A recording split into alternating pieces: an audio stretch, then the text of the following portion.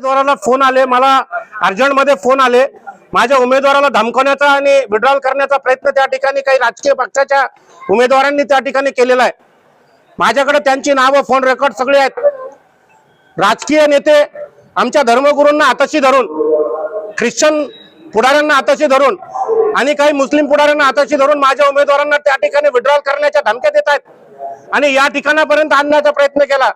मी सकाळपासून माझे 3 उमेदवार सुरक्षित ठिकाणी त्यांच्या तावडीतून उचलून नेलेले आहेत आणि माझ्या उमेदवाराला धमक्या देणाऱ्यांना मी त्या ठिकाणी आवाहन करतो की हा पक्ष आदरणीय नेते बाळासाहेब आंबेडकरांचा पक्ष आहे, हा घटनेला मानणारा पक्ष आहे। जालन्यातल्या प्रशासनाला, निवडणूक करणाऱ्या निवडणूक अधिकाऱ्याला मी विनंती करतो की तुम्ही फेअर अँड फेअर इलेक्शन करा। हे राजकीय पक्ष जे दबाव घालतायत यांना तुम्ही आवरा आणि इथलं जालन्याचं इलेक्शन हे फेअर आणि फेअर झालं पाहिजे, ही मागणी मी या ठिकाणी करतो।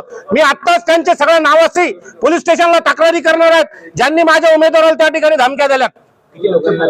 3 ते 4 उमेदवारांना माझ्या धमक्या आलेल्या आहेत आणि मी आग्रहाची विनंती करतो प्रशासनाला की मी त्यांची रितसर कंप्लेंट त्या पोलीस स्टेशनला करणार आहे, विथ रेकॉर्ड करणार आहे।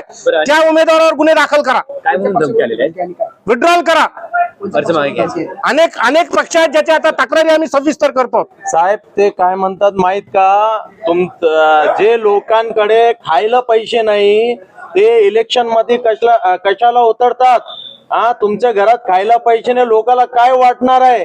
समजा हे निवडणूक फक्त पुढाऱ्या माणसाचा आहे, गरीब माणूस जे आहे इलेक्शन निवडणूक मध्ये उभे राहू शकत नाही हे त्यांचं म्हणणं आहे आणि ते पैशाच्या आमिषातून, ते राजकीय पक्षाच्या दबावातून ते आमच्यावर जे दबाव घालतात, आम्हाला म्हणतात आणि आमचे चरित्र जे आहे ते घालण्याचं काम करतात ते की हे गोर गरीब आहे, हे विकून जाईन, हे करून जाईन।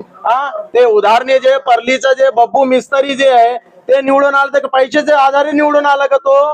काय सर्वसामान्य माणसाला उभं राहण्याचा अधिकार, हक्क नाही का? हे संविधानने, हे घटनाने आम्हाला अधिकार दिला नाही का?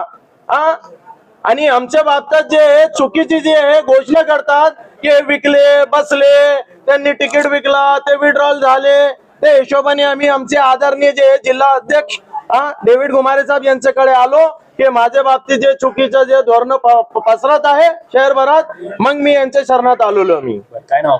माझं नाव पठाण वसीम खान दिलावर खान, माझी आहे जहारा खान दिलावर खान, ते प्रभाग क्रमांक 10 ब मध्ये उभा आहे। आणि आता काय कारवाई करणार? अरे हे नाही, माझे सचिव तक्रार करणार आहेत। आता मी माझ्या उमेदवारांना मी निवडणुकीसाठी फ्री करणार आहे।